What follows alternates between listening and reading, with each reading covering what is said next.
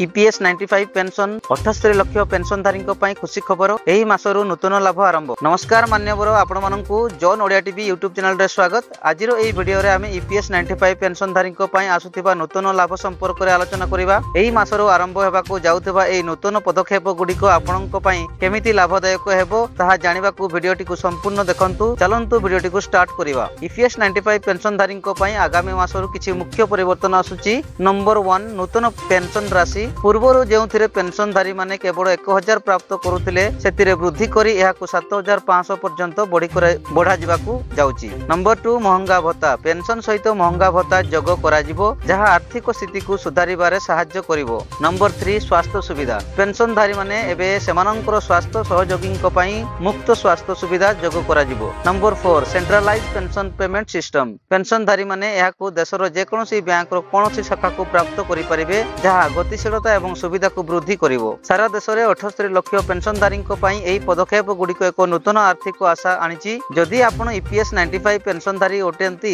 तेबे एही समय रे आपणकर पेंशन राशि वृद्धि एवं नूतन सुविधा गुडी को लाभ उठांतु। एही जदि आपणकर कोनोसी प्रश्न अछि तेबे कमेंट बॉक्स रे लिखंतु आमे सेथिरे उत्तर देबा पई प्रयास करिवा। जदि आपण एही वीडियोटी को उपकृतिकर लागिची तेबे हमर चैनल टी को सब्सक्राइब करंतु, लाइक करंतु, शेयर करंतु एवं आगामी वीडियो गुडी को पई बेल आइकन को दबांतु। धन्यवाद।